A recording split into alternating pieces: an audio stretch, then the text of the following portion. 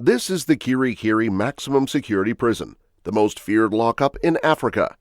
Built to hold just over 1,000 inmates, today more than double that number fight for survival behind its walls. Located near the chaotic heart of Lagos, Nigeria, Kirikiri is notorious for brutal overcrowding, rampant disease, and unimaginable violence. Inside these sweltering cells, hope is a distant memory, and many prisoners have never seen a judge. But what truly happens behind the gates of this infamous facility?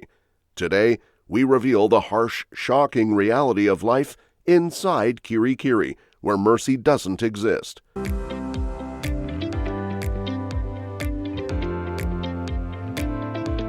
The Fortress of Despair. From the highway, the prison looks like a long gray box. A strong smell of salt water mixed with trash hits you before the gate appears. 4 tall fences wrapped in razor wire ring the area. Hidden ground sensors flip on bright lights if anyone steps off the path. 2 watchtowers rise at the corners. Guards in dark uniforms watch the swamp with rifles and binoculars. Black Maria trucks roll in every hour. Chains clank as new prisoners climb down, ankles linked by rusty cuffs. A clerk at a wooden desk shouts names into a notebook while another officer snaps photos for the record. Anything not allowed, a phone, lighter, even a pen, drops into a yellow bin. A red sign says, "High voltage, keep off." Everyone understands. Next comes the welcome tunnel, a narrow cage of steel bars. Shoulders scrape the sides as the line moves. Cameras on the ceiling spin left and right. At the end, a heavy door slides away and Block A appears. A dim hall stretches ahead with bunks stacked 3 high. Each prisoner carries 1 plastic jerry can for drinking, washing, and flushing until the next water run. First night rules travel fast. Find floor space, greet the eldest man, hand him your only cigarette or small note, and sleep with shoes on. Thieves work quickly. Lose your sandals and you might face court barefoot months later. When the iron door slams shut, city noise fades. Only a pipe drip and soft prayers fill the dark. A thin moon hides behind clouds. Men wonder if they will ever feel free air again. Outside, traffic on the Lagos-Badagry road keeps going, but inside, time freezes, trapped between concrete and wire. Freedom feels far away. How Kirikiri overflowed. To grasp why this fortress is bursting, roll back 3 decades. During the 1990s, Lagos morphed into a megacity fueled by oil money, but opportunity was uneven. Armed robbery gangs prowled night traffic. Cult clashes bled across university campuses. Pipeline vandals torched swamp villages, and kidnappers snatched commuters from gridlocked roads. Police stations filled beyond capacity. Judges signed emergency transfer orders. Kirikiri, built for 1,056 men, took the overflow. Numbers spiraled. By February 2022, reporters counted more than 2,000 inmates wedged inside. Cells meant for 8 now shelter 30, head to toe on cracked concrete. Mattresses rot, walls sweat. Each midday, the temperature beneath the corrugated roof surpasses 40 degrees Celsius, turning blocks into furnaces.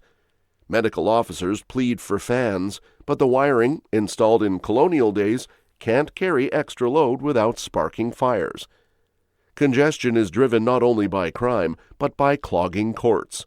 Across Nigeria, some 80,000 people sit behind bars. 2/3, about 53,000, still await trial. Lost case files, endless adjournments, and lawyers who fail to appear stretch pending into years. In Kirikiri, teenage phone snatchers bunk beside contract killers, petty hawkers beside arms traffickers. Predators quickly sense easy prey, so bribes or alliances become insurance against violence. Overpopulation seeds disease. Tap water flows sporadically, forcing prisoners to hoard buckets scraped from a single tank.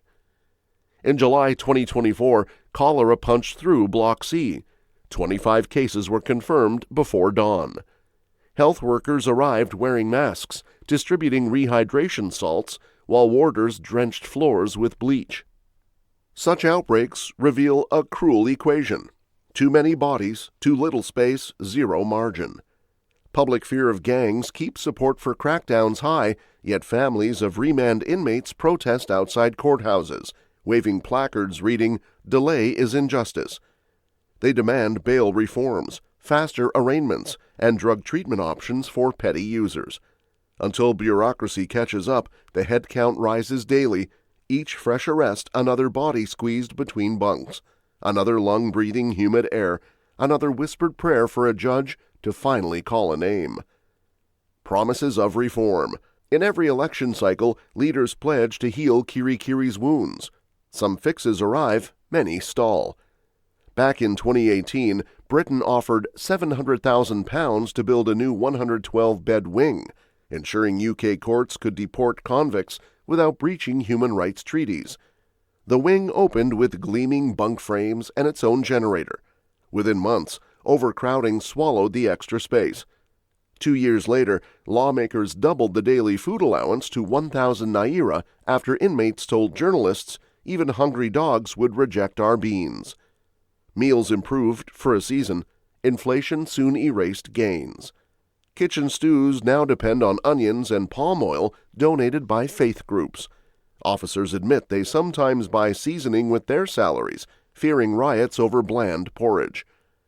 President Bola Tinubu, sworn in May 2023, unveiled a corrections upgrade blueprint.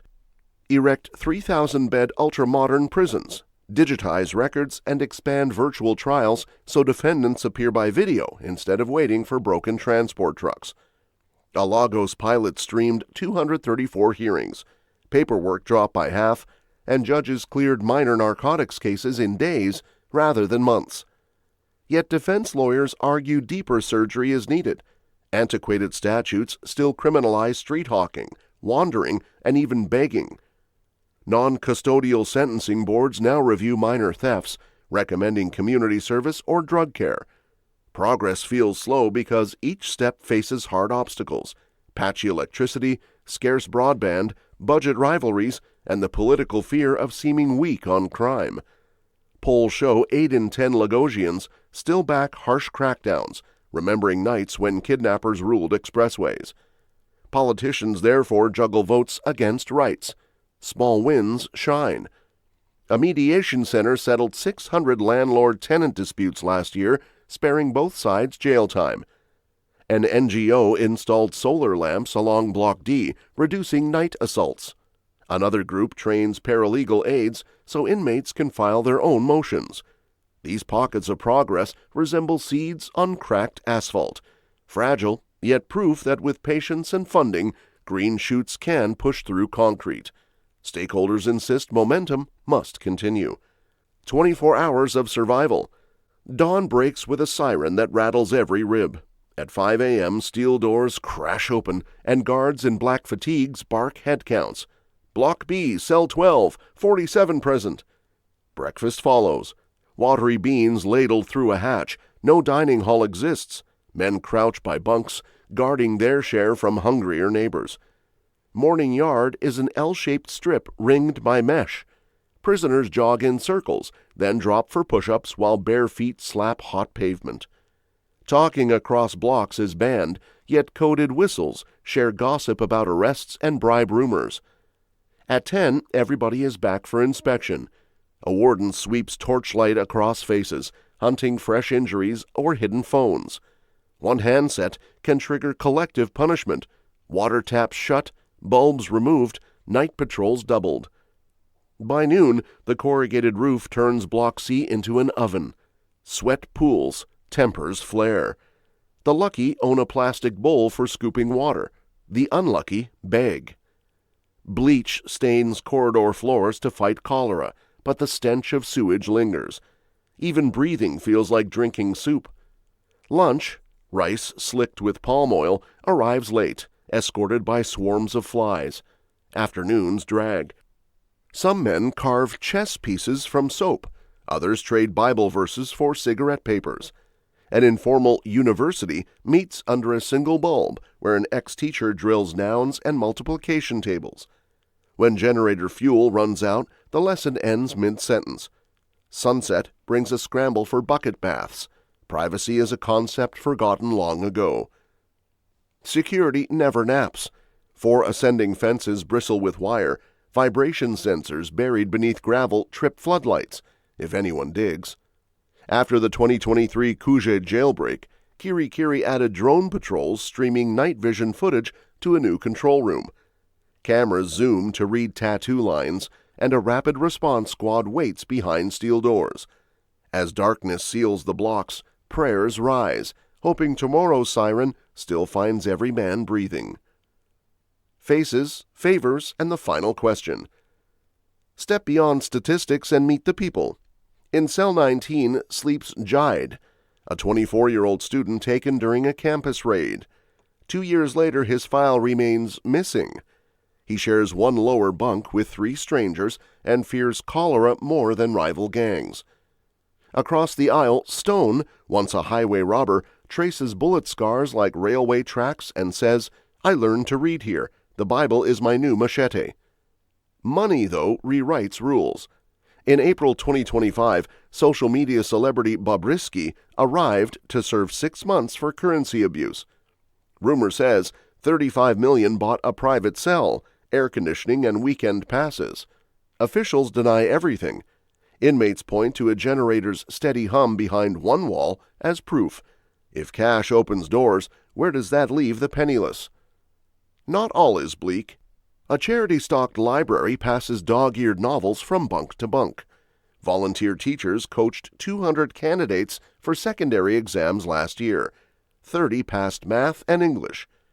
An NGO trains paralegal aides so inmates can draft motions that shave months off court queues. These sparks prove hearts can change when oxygen, light, and hope reach them. Yet many corridors echo with death sentences signed a decade ago. Nigeria rarely performs executions, so condemned men linger in limbo, not free, yet not finished. Each evening they huddle near tiny windows, tracing stars through mesh and whispering about mercy petitions stuck on dusty desks.